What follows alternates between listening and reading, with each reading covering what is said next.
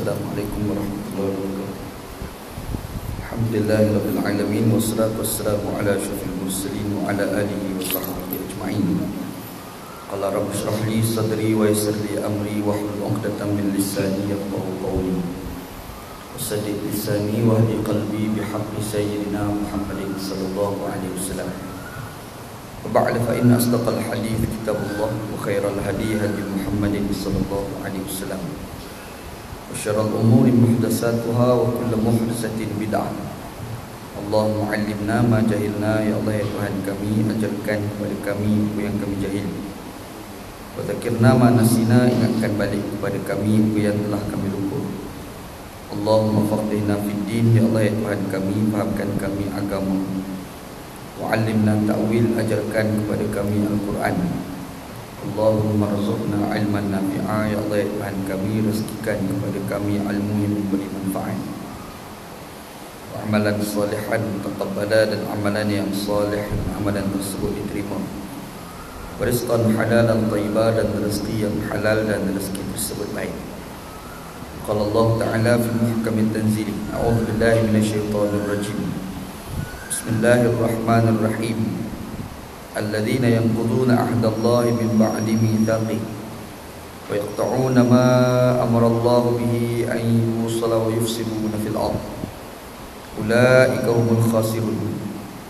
Kaifa takfuruna billahi wa kuntum amwatan fa ahyaakum thumma yumitukum thumma yuhyikum thumma ilaihi turja'un. Shadaqallahul 'alim. Orang fasik adalah mereka yang telah membatalkan janji Allah selepas mereka berjanji, dan mereka memutuskan apa yang Allah Subhanahu wa taala suruh supaya mereka sambung, dan mereka melakukan kerosakan di atas muka bumi. Merekalah orang-orang yang rugi. Bagaimana kamu boleh kufur dengan Allah Subhanahu wa taala sedangkan dulunya kamu mati, itu tidak ada. Lalu Allah Subhanahu wa taala hidupkan kamu, kemudian Allah Subhanahu wa taala matikan kamu, kemudian Allah Subhanahu wa taala hidupkan balik kamu, kemudian kepada Allah Subhanahu wa taala kamu akan dikembalikan. Shadaqallahul 'azim. Benarlah firman Allah Taala dalam Al-Quran, surah Al-Baqarah ayat 27 dan 28. Alhamdulillah, syukur kepada Allah Subhanahu wa taala, pada pagi ini kita bertemu di masjid kita, Masjid Baru ni, untuk kita kuliah subuh. Mudah-mudahan dengan kuliah subuh kita pagi ini mendapat berkatan insya-Allah SWT, insya-Allah. Ayat yang baca ni dua ayat daripada surah Al-Baqarah. Ayat yang Allah Subhanahu wa taala cerita tentang orang fasik.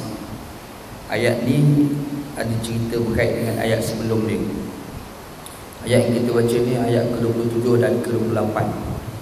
Pada ayat ke-26 Allah Subhanahu wa taala ni ada sebut tentang Allah Subhanahu wa taala tak malu untuk mendatangkan misal tentang nyamuk. Nyamuk ni benda kecil, tapi kecil nyamuk ni dia boleh gugat kerajaan. Ini berlaku. Kalau kita baca kisah Namrud ni raja besar, mengaku jadi Tuhan, hidup pada zaman Nabi Ibrahim AS. Dia mengaku jadi Tuhan, kemudian Nabi Musa AS pergi lawan dia. Di zaman dulu ni jadi raja-raja mengaku jadi Tuhan ni ramai, banyak.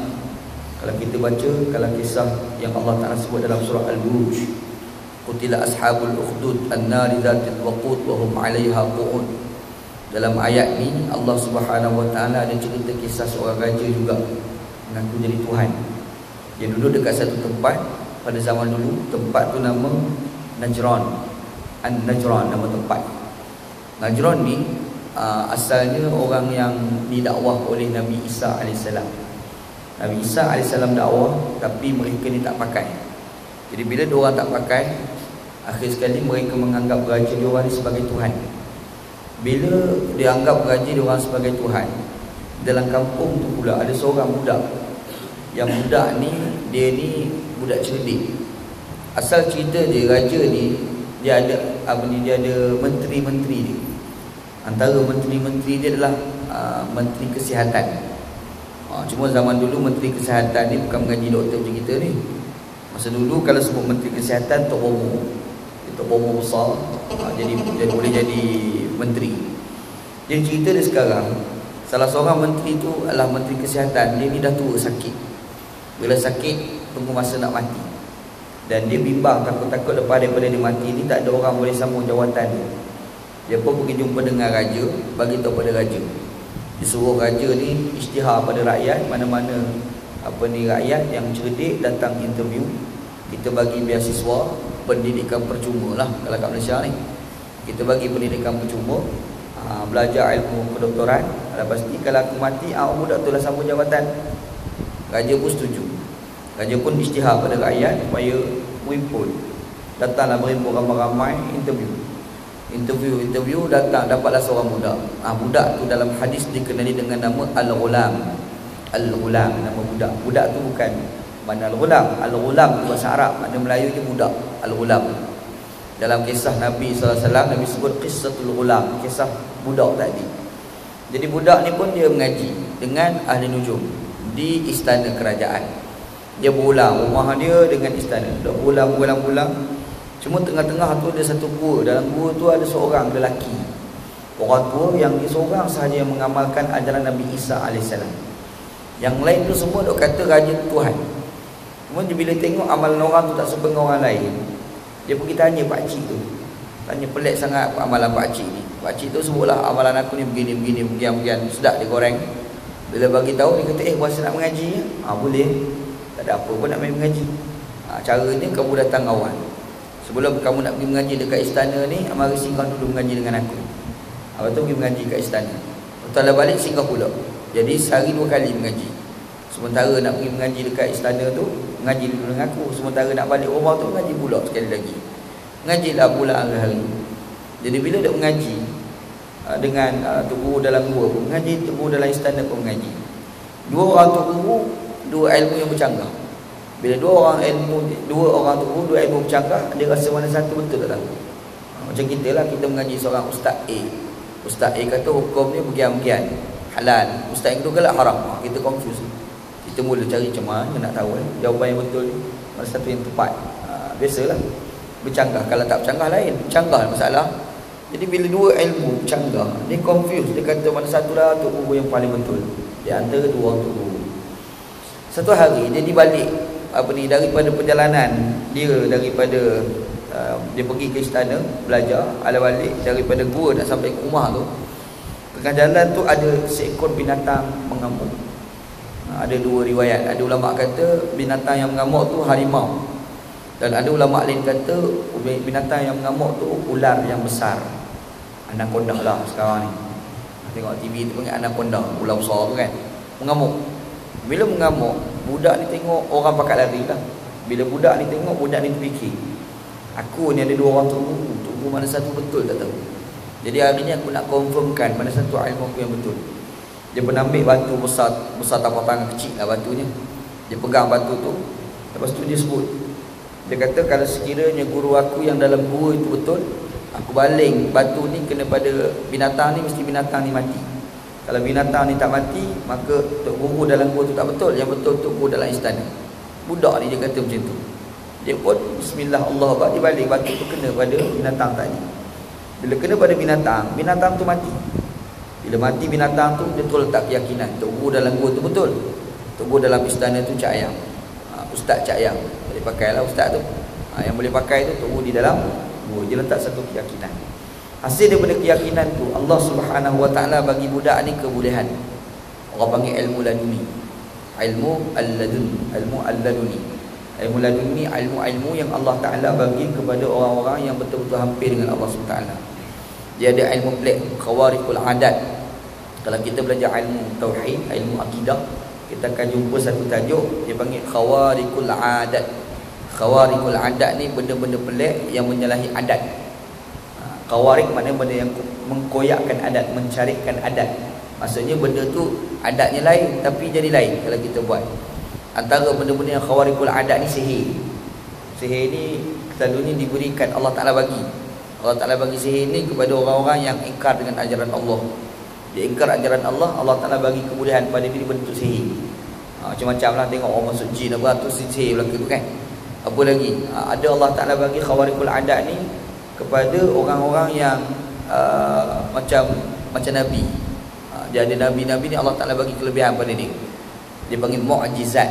Mu'jizat ni benda khawariqul adat, tapi Allah Ta'ala bagi hanya kepada para nabi. Macam kita ni tak ada mukjizat dari sembang. Saya ni ada mukjizat. Berapa pula tu? Tak ada. Mukjizat ni hanya diberikan kepada para nabi. Dan kadang-kadang ada kita ni orang rapat dengan Allah Subhanahu Wa Ta'ala. Bila rapat dengan Allah Ta'ala, Allah Ta'ala bagi satu ilmu pula kepada kita, ilmu laduni.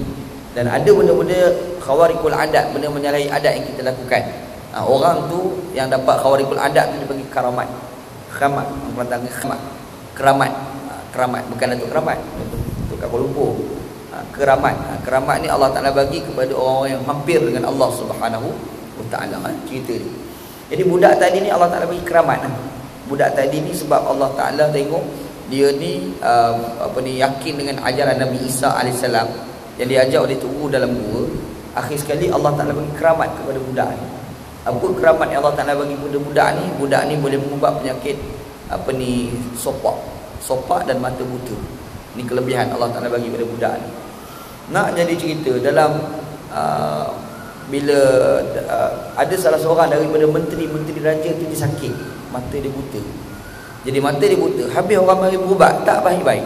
Mari seorang berubat tak baik, mari dua berubat tak baik, mari tiga berubat tak baik.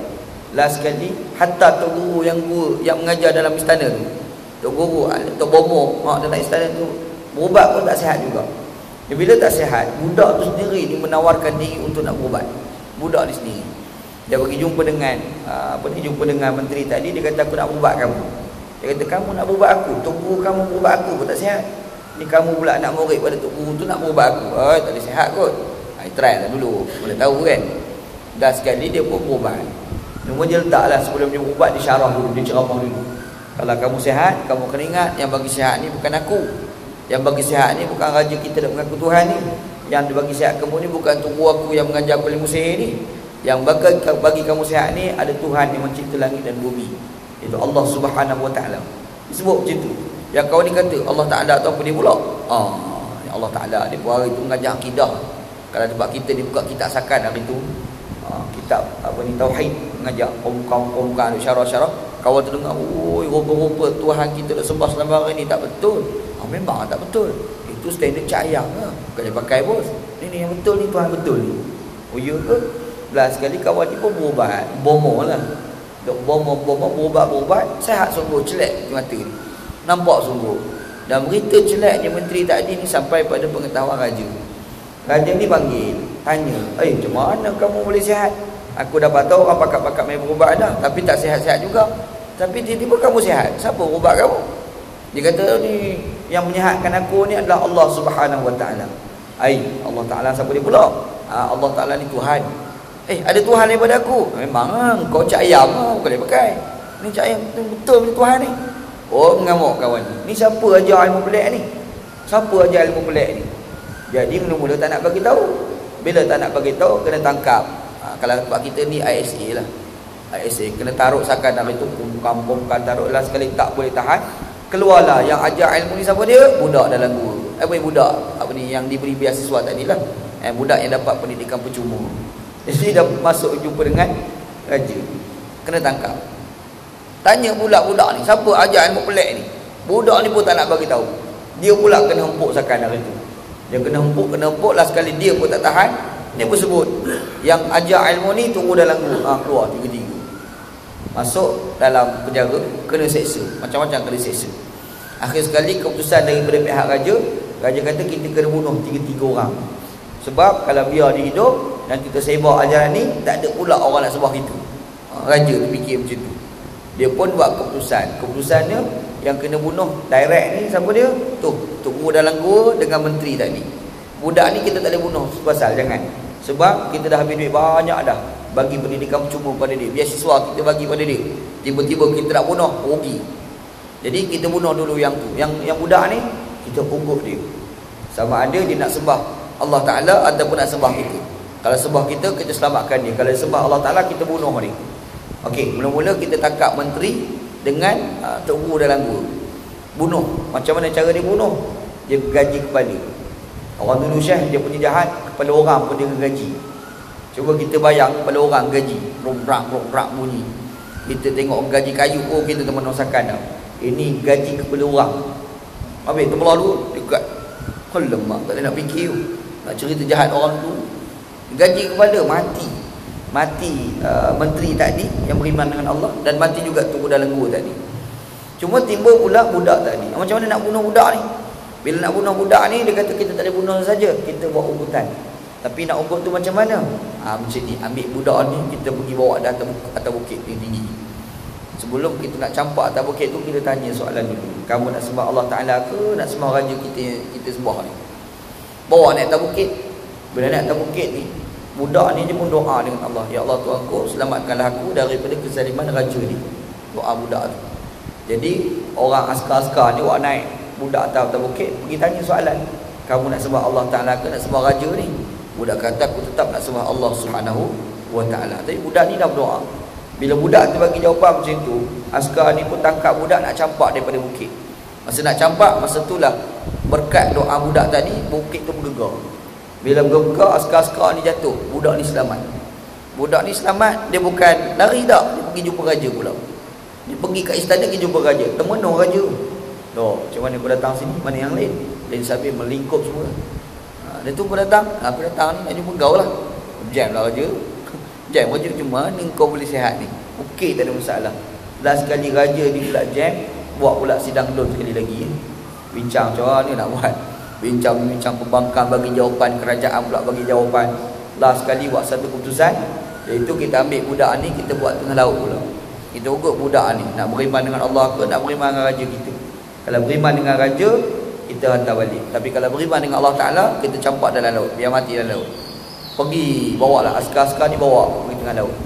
Sampai tengah laut, sekali lagi budak ni doa, Ya Allah Tuanku, selamatkanlah aku daripada kesaliman raja ni. Dan raja, bila askar tu ugut, nak beriman Allah Ta'ala ke raja, Allah Ta'ala nak campak, masa tu datang ombak besar, kapal terbalik, semua mampus. Budak ni selamat. Semua mati, dia seorang selamat. Dia selamat, sekali lagi dia balik pergi jumpa raja. Lagi temenung raja tu. Datang jumpa raja. Kita dengar cerita Syekh, macam cerita kartun tu. Dengar macam cerita kartun tu. Jangan ni cerita ni sampai dalam hadis riwayat Imam Muslim, hadis sahih. Cerita ni cerita betul yang diceritakan oleh Nabi Muhammad sallallahu alaihi wasallam. Jadi bila jumpa raja, raja pula jam. Oh sudah, macam mana nak buat? Budak ni tengok muka raja tu. Dia pun bagi tahu pada raja, aku duk rasalah kamu ni betul-betul nak bunuh aku. Dan kamu dah berusaha 2 kali nak bunuh aku, tak mati-mati juga aku. Macam inilah, biar aku bagi cara macam mana kau nak bunuh aku. Budak tu ajar pula cara. Macam mana? Macam ni. Kau panggil, kau ikat aku tengah ramai-ramai. Kau panggil semua rakyat pakat berimpun. Semua rakyat pakat berimpun satu tempat. Lepas tu kau panggil seorang, kau ikat aku tengah ramai-ramai tu. Lepas tu kau panggil seorang tukang panah. Masa dia nak panah tu, dia baca Bismillahi Allahu Akbar. Bismillahi Rabbul Ghulam. Dengan nama Allah, Tuhan kepada budak ni. Baca ayat ni. Kau baca dengan, biar pemanah tu masih nak panah tu, dia baca dengan Bismillahi Rabbul Ghulam. Dengan nama Allah, Tuhan kepada budak ni. Bismillahi Rabbil Ghulam. Buat. Raja ni dah 2 kali usaha nak bunuh, tak mati-mati budak ni. Last sekali buat semua. Dia buat. Dia pun panggil semua rakyat Najran pakat berimpun. Rakyat ni pula dah 2 kali dengar cerita budak ni diusahakan bunuh, tak mati-mati. Tiba-tiba nak bunuh macam tu, rakyat ni pakat-pakat turun. Semua pakat turun nak pergi tengok. Berimpun satu tempat. Kalau kat Selangor ni stadium lah.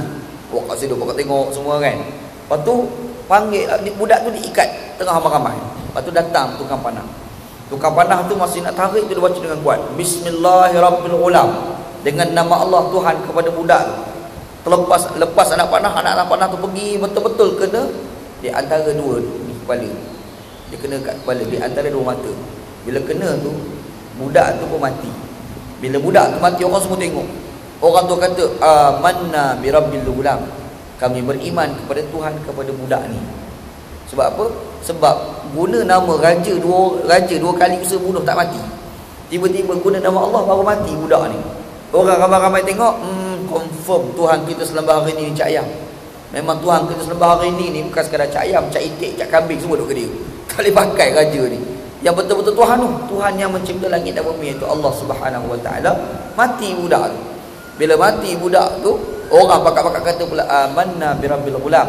Kami beriman kepada Tuhan kepada budak ni. Habis pakat beriman. Bila bakat beriman, raja pula jam. Sudah, kita asal nak bunuh 3 orang ni, tak nak bagi ajaran ni tersebar. Tiba-tiba kita pergi bunuh 3-3, lagi kuat tersebar. Ada. Inilah dalil Dr. Yusuf Al-Qaradawi kata boleh al-istishhadiyah. Istishhadiyah ni letak bom kat badan, pergi dekat ramai-ramai Israel, meletup, dia mati, yang lain pun mati. Ada orang duk bahas di Malaysia ni, antara yang tak setuju ni Tun Dr. Mahathir. Dr. Mahathir dulu buat satu statement, dia tak setuju fatwa Dr. Yusuf Al-Qaradawi.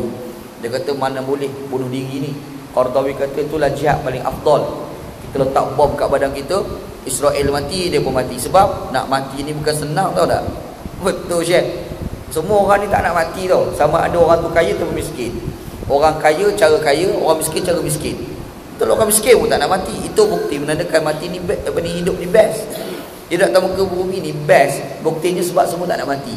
Sama ada miskin ataupun kaya. Itu hakikat dia. Jadi cerita dia, Qaradawi kata boleh. Apa dalil mengatakan boleh istishhadiyah? Kita letak bom, kita meletup, mati, orang lain pun mati. Ini cerita budak tadi. Budak tadi dibagi calan, dia bagi cara macam mana nak bunuh diri dia. Dia suruh ikat pula, panggil pula tukang panah, baca pula, dia ajar semua tu kan. Jadi boleh al-istishhadiyah.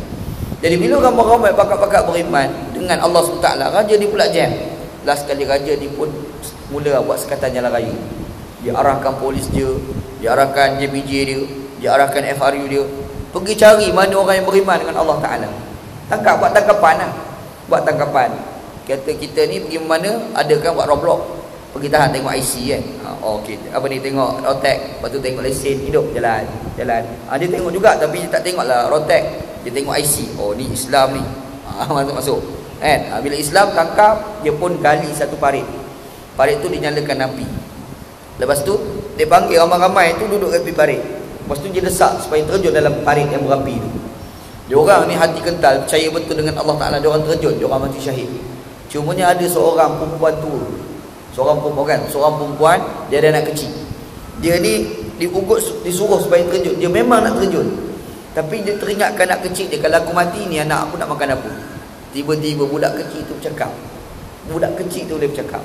Dia bagi tahu pada mak dia, terjunlah mak, tak apa, kita telah ditentukan syurga oleh Allah Subhanahu Wa Taala. Kalau kita susah di dunia pun, insya-Allah akhirat nanti kita confirm senang. Ini salah seorang budak yang boleh bercakap, yang diceritakan oleh Nabi sallallahu alaihi wasallam. Cerita ni Allah Taala gambarkan secara umum, secara ringkas ni dalam surah Al-Buruj.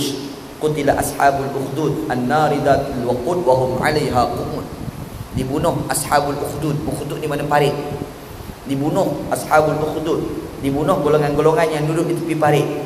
An-nari dhatil waqud, api sedang menyala, wa hum 'alaiha qu'ud, mereka duduk tepi parit tengok api tu nak terjun ke tanah. Ni cerita ni Allah Ta'ala sebut di dalam Al-Quran. Maknanya ada satu zaman dulu orang mengaku jadi Tuhan. Ada. Dia raja, lepas tu mengaku pula jadi Tuhan. Berapa tak gambar dah ni. Rupa-rupanya ada juga lepas sebelum tu orang mengaku jadi Tuhan, raja. Siapa dia? Namrud. Pergi lawan siapa? Nabi Musa AS, Nabi Ibrahim AS. Nabi Ibrahim tak larang nak berhujah, tak pakai. Bila pajak berhujah, dia bagi berhujah juga. Tak berhujah Syekh, dia berdebat, pantang dicabar, berdebat.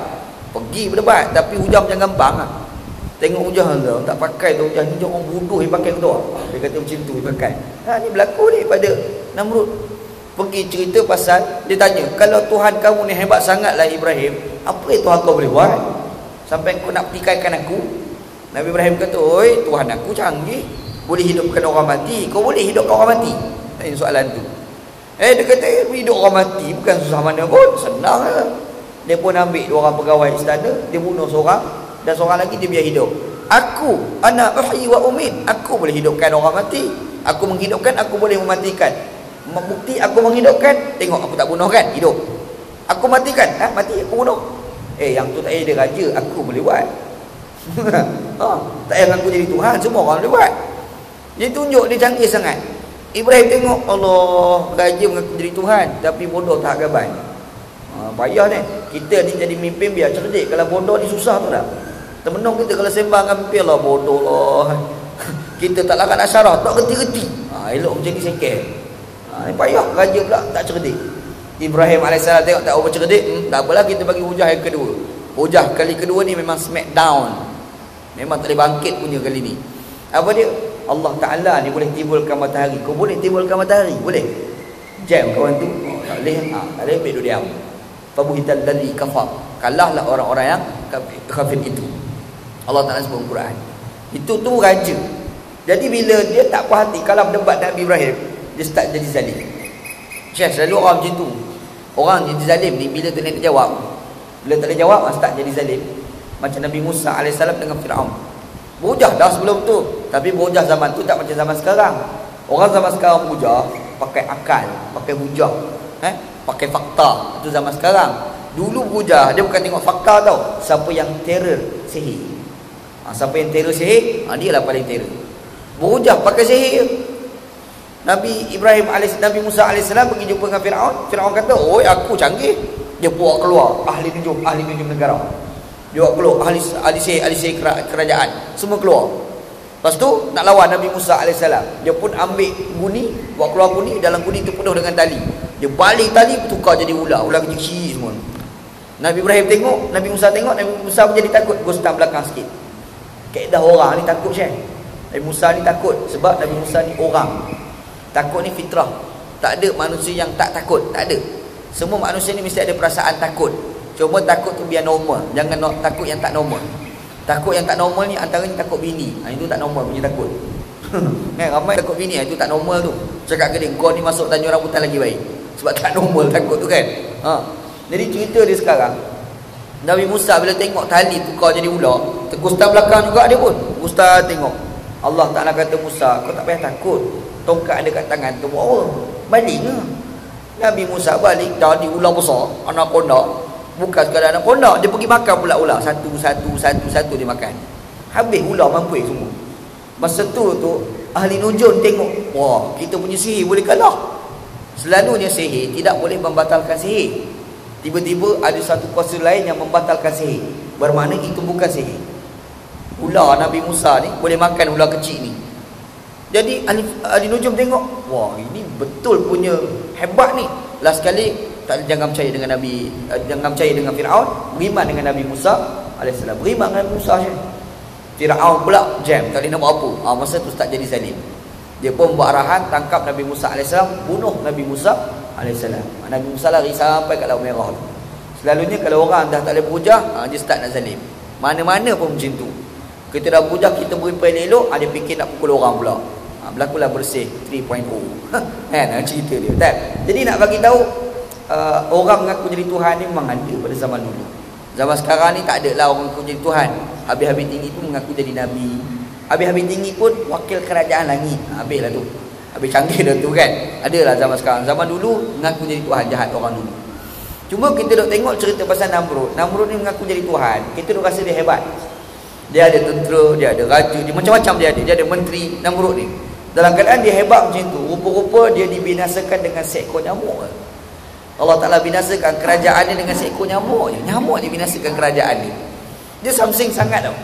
Tapi bila satu malam dia tidur, ada nyamuk tu boleh terbang pergi kat telinga dia. Bukan sekadar terbang, duk meow bising ni, masuk kat dalam. Allah, macam mana nyamuk boleh masuk? Tu jadi cerita belaka dah tu.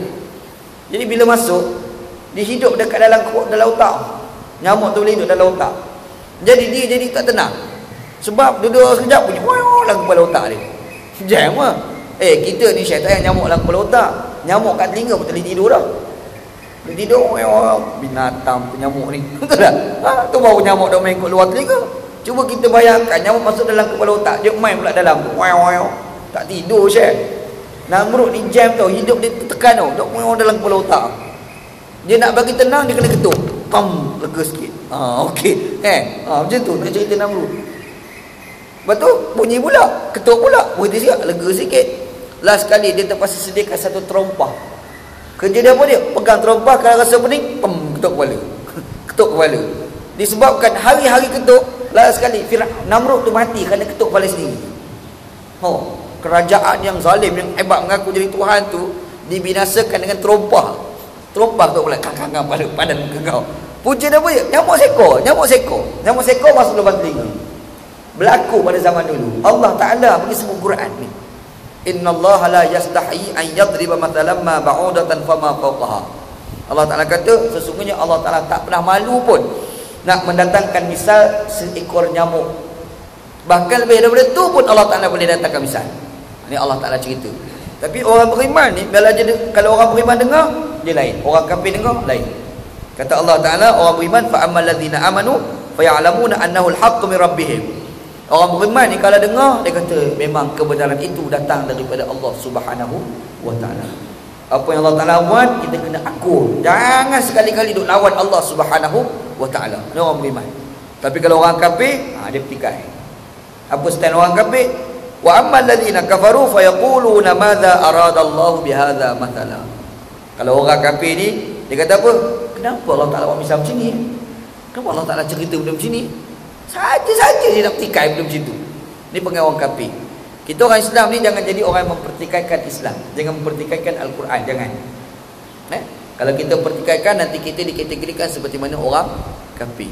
Bimbangnya Allah Ta'ala nyatakan yudillu bihi katsiran wa yahdi bihi katsira wa ma yudillu bihi illa al-fasiqin. Allah Ta'ala akan sesatkan ramai, dan Allah Ta'ala boleh bagi hidayah ramai pada manusia. Tak pelik bagi Allah. Tapi Allah Ta'ala tidak akan memberi kesesatan kecuali kepada orang-orang yang fasik. Fasik. Orang fasik ni senang nak jadi sesat. Ayah Pen tu jadi sesat. Cuba kita cek jalan hidup sebelum dia. Selalunya adalah orang yang suka dengan amalan-amalan fasik. Bila biasa dengan amalan-amalan fasik ni maksiat, terbiasa dengan maksiat, kaki perempuan minum arak. Dah sekali tidak pelik orang macam ni mudah disesatkan oleh Allah Subhanahu wa Ta'ala. Syekh, kita ni ada hati tau. Hidayah-hidayah ni masuk dalam hati. Hati manusia ni ada sensitif, ada yang tak sensitif.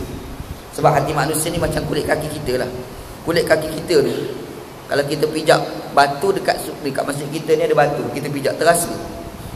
Tapi ada kulit kaki ni dia tebal sangat. Sebab hari-hari dia berjalan dekat minyak tar. Dia berjalan-jalan jadi tebal kaki dia tu. Ada kulit mati. Yang tu letak apa pun tak jadi apa tu. Letak apa pun tak jadi apa. Macam orang sakit kusta. Orang sakit kusta ni kulit dia mati. Allah Ta'ala bagi kulit dia mati. Kulit kita ni kalau sentuh orang lelaki lain, sentuh orang perempuan lain. Punya sensitif kulit. Kita sentuh, padahal orang perempuan tu kulit macam kita juga. Silap bulan, kulit kita tu lagi lembut daripada kulit perempuan tu. Contohlah ni. Tapi balak sentuh, kita tak ada elektrik tau. Pegang, tak ada apa pun. Tapi perempuan tu pegang, kita boleh naik elektrik tu. Tu pejam sekejap kan.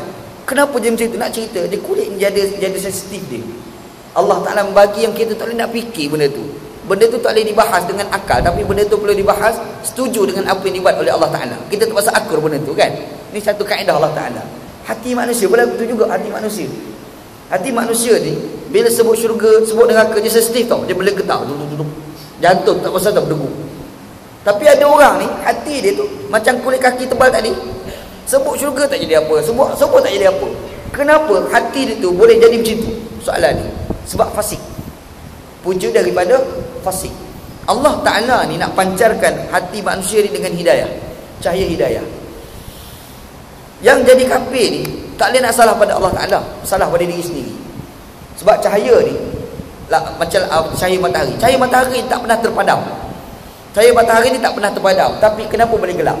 Sebab ada yang menghalang cahaya daripada sampai kepada kita.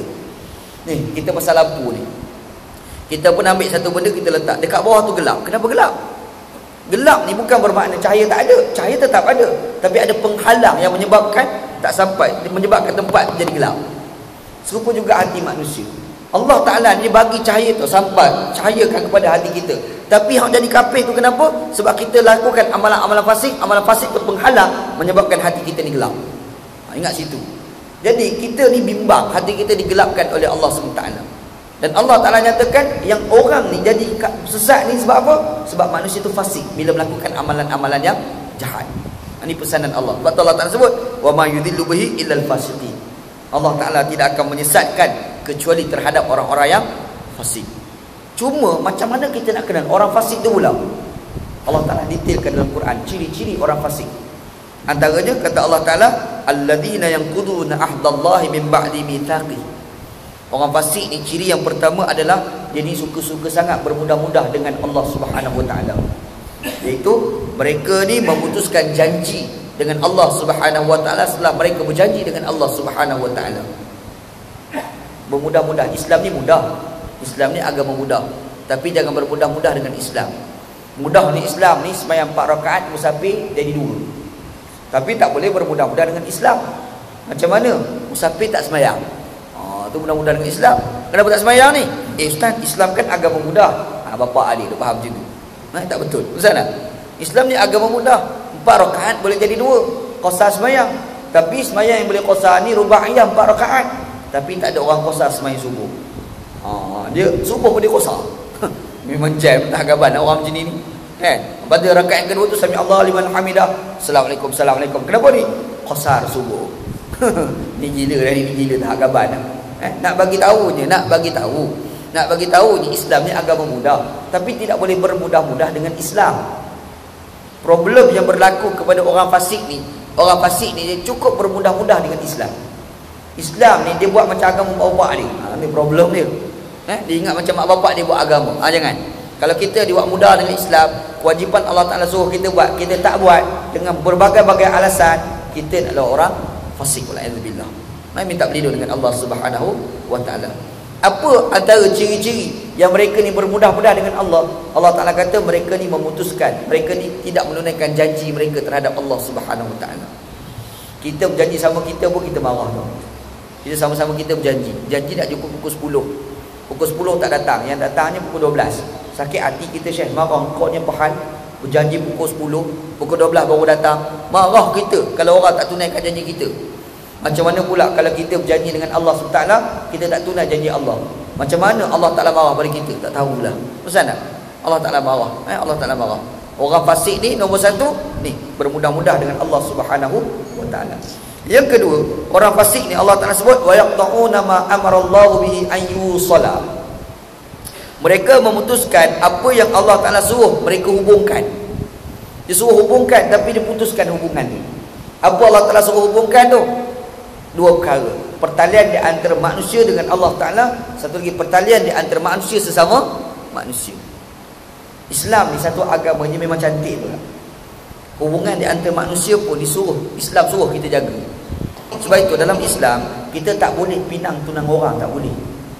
La yahillu li rajulin an yaqtiba ala khitbati akhi. Seseorang lelaki itu tidak boleh meminang pinangan tunang kawan dia, tak boleh. Orang perempuan itulah dipinang. Kita pergi pinang pula tak boleh. Sebab apa? Sebab nak jaga hubungan baik di antara 2 manusia. Betul tak? Islam tak boleh pinang. Haram pinang tunang orang. Tapi perempuan halal pinang suami orang. Yang tu tak apa. Kan? Tapi orang lelaki tak boleh pinang tunang orang, tak boleh. Haram, tak boleh. Tiba-tiba kita berkenan juga budak perempuan tu, yang kita tahu perempuan tu dah ada tunang, nak juga pergi nego dengan tunang dia. Tak apa. Boleh tu ada lokal bekah tu tak? Contohlah perempuan tu dah ada tunang dah. Kita pergi berkenan budak perempuan ni.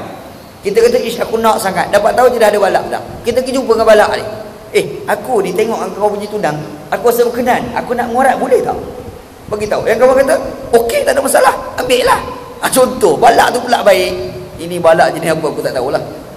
Contoh, hukum pergi ngorat tu dibenarkan dalam Islam. Kenapa Islam letak undang-undang macam tu? Nak bagi tahu, minta izin tu supaya tak mengelak daripada perbalahan. Pasal tak? Islam ni dia ajar sampai tahap tu tahu. Islam ni ajar hubungan bukan sekadar kita dengan Tuhan, tapi hubungan kita sama manusia pun perlu dijaga. Sebab itu Nabi Muhammad sallallahu alaihi wasallam pernah menyatakan kepada kita, Nabi Muhammad sallallahu alaihi wasallam kata, Allah Ta'ala tak mengaku kita di sebagai hamba dia sekira kita memutuskan hubungan silaturahim di antara satu dengan yang lain. Allah Ta'ala suruh orang fasik yang menghubungkan jiran satu dengan yang lain. Tiba-tiba orang fasik ini dia putuskan benda tu. Hubungan di antara manusia diputuskan. Macam mana cara diputuskan tu? Antara sifat dia batu api. Jadi an-namimah, batu api. Kerja dia bagi orang bergaduh. Ini adalah sifat-sifat orang yang fasik pula, alhamdulillah. Jangan, tak boleh. Benda tu diharamkan oleh Allah Taala. Maknanya yang pertama ni dia orang ni ada perasaan bermudah-mudah dengan Allah Taala. Yang kedua, degil dengan Allah Taala. Wa yufsiduna fil ard. Yang ketiga pula, mereka melakukan kerosakan di atas muka bumi, jahat. Buat kerosakan atas muka bumi. Macam-macam dia buat. Allah Ta'ala sebut, kalau kita baca dalam surah Al-Baqarah awal-awal tu, Allah Ta'ala ada sebut, wa idza qila lahum la tufsidu fil ard qalu innama nahnu muslihun. Pergi jumpa orang munafik, orang fasik, bagi tahu, janganlah kamu melakukan kerosakan di atas muka bumi. Tapi orang fasik ni dijawab juga, kamilah sebenarnya orang melakukan kebaikan. Kamilah sebenarnya melakukan pembaik pulih. Syekh nak bagi tahu, kadang-kadang manusia pada hari ni diorang ni tak betul pun, tapi diorang nak pamerkan diorang ni betul. Last sekali diorang baca Quran, dia bagi cover line. Quran ada kisah tu. Baca kisah wa minan nasi may yaqulu amanna billahi wa bil yaumil akhir wa ma hum bimu'minin. Orang munafik ni sebelum dia cakap macam tu, dia kata kami beriman dengan Allah. Sebelum dia cakap macam tu, Allah Taala dah turun ayat. Allah Taala pergi nyatakan ciri-ciri orang kafir. Ciri-ciri orang kafir ni hati mereka di titik hitam. Titik hitam. Bila titik hitam, Allah Taala nyatakan ciri-ciri tu, dia orang kata, ayat ni turun kau orang kafir. Kami ni orang Islam. Pakaian kami Islam, cara kami Islam, mari sembahyang Jumaat, mari sembahyang Jumaat, semua Islam. Tapi ciri-ciri kafir tu ada dekat kami. Dia nak tunjuk yang dia ni betul-betul sebenarnya bukan kafir. Dia nak tunjuk macam dia Islam. Dia kata amanna billahi wal yaumil akhir. Kami ni sebenarnya beriman dengan Allah dan hari akhirat. Sebenarnya tak beriman pun. Kenapa dia orang cakap macam tu? Nak cover line. Ni perangai cover line masalah juga, Syekh. Macam ada seorang tok guru dekat Kedah yang ceritakan ni mak sabu. Abang mak kita cerita.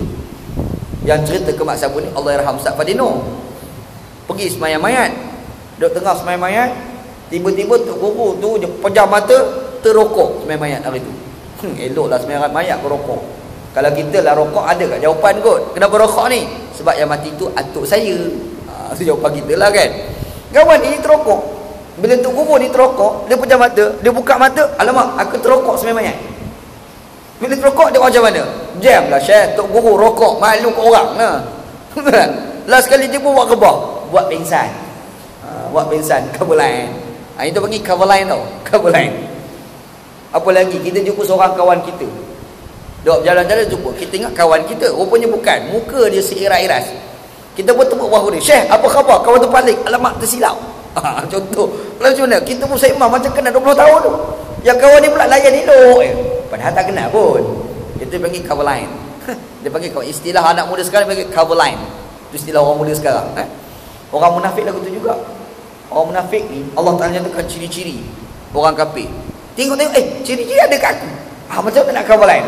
Dia berkata, amanna billahi wal bil yaumil akhir. Kami beriman dengan Allah, beriman dengan hari akhirat. Ini orang munafik. Wa ma hum bimu'minin. Sebenarnya mereka tidak beriman, kata Allah. Allah Taala nafikan keimanan mereka. Sebab apa? Sebab iman sebenar dia tak cukup sekadar beriman dengan Allah dan juga hari akhirat. Beriman sebenar bukan sekadar Allah dan hari akhirat je kita kena beriman. Nabi pun kena beriman. Malaikat pun kita kena beriman. Atau baru dikatakan mukmin yang sebenar. Orang munafik ni dia nak cover line bukan sekadar di hadapan orang Islam, depan orang Yahudi pun dia nak cover line. Orang Yahudi ni tak beriman dengan Nabi, tak beriman dengan Rasul Nabi Muhammad SAW, dia tak beriman. Dia pun sebut amanna billah wa bil yaumil akhir. Kami beriman dengan Allah, beriman hari akhirat. Dia ingat orang Islam tak perasan, orang Islam perasan. Kenapa kau sebut dua? Kenapa kau tak sebut Nabi? Kenapa kau tak sebut malaikat? Oh, kau nak cover line. Jahat. Orang sekarang pun ramai macam tu. Betul tak? Dia dah lah salah.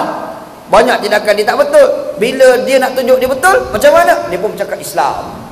Kalau Allah bla bla bla, padahal tak betul pun. Dia baca Islam tak betul juga, nak tutup kejahatan dia.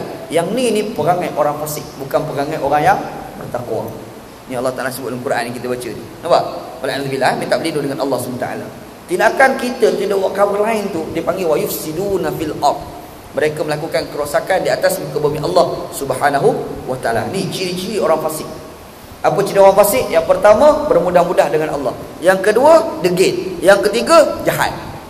Melakukan kerosakan. Bila ada tiga ciri-ciri ni pada diri dia, Allah Taala kata ulaika humul khasirun. Mereka lah sebenarnya adalah orang-orang yang rugi. Rugi Syekh. Rugi di dunia tahan lagi, tapi kalau rugi di akhirat mampuslah kita. Alhamdulillah. Minta berlindung kita dengan Allah Subhanahu wa taala. Mudah-mudahan kita tak jadi orang fasik, mudah-mudahan kita menjadi orang bertakwa dengan Allah Subhanahu wa taala insya-Allah. Cukuplah. Ni ada soalan masuk SMS 7 ni.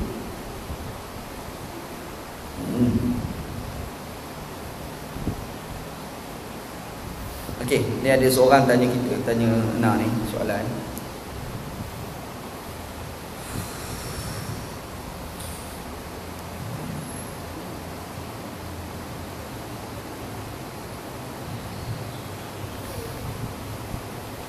Tak apa ke kita baca Quran ikut terjemahan dalam Rumi kalau tak pandai baca Jawi? Orang tu dia baca Quran tapi dia baca tu bukan ikut tulisan Arab macam ni. Dia baca Quran menggunakan tulisan Rumi, boleh ke tidak? Ada dua keadaan. Yang pertamanya memang dia tak reti baca Arab, memang tak reti baca Jawi. Kalau orang yang tak reti baca Jawi, dia nak baca juga Quran ikut tulisan Rumi, dibenarkan.